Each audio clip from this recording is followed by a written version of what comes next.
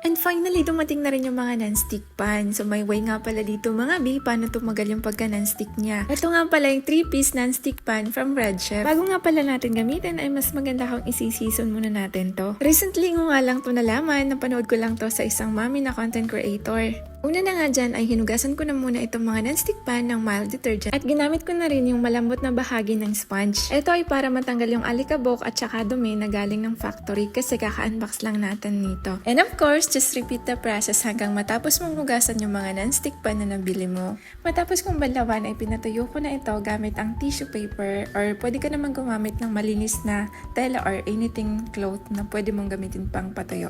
Siguraduhin muna natin na tuyo yung labas at loob ng mga non-stick pan bago natin isalang at dahil meron akong induction cooker na galing ng Xiaomi, ayan na muna yung gagamitin ko para i-season tong mga non-stick pan na to.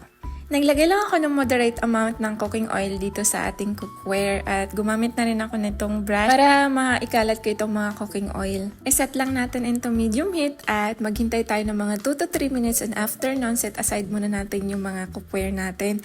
Repeat the process hanggang matapos yung mga cookware na nabili mo. Then pagkatapos nun, set aside, then hayaan natin mag-cool down. Cool down naturally. Kailangan talaga natural yung pagkaka-cool down na to. At kapag natapos mo na yung proseso nito sa iba mo pang mga cookware, ay pwede mo nang patayin yung induction cooker mo. Tapos, ayun, set aside mo na lang din yung ibang cookware para lumamig din siya naturally.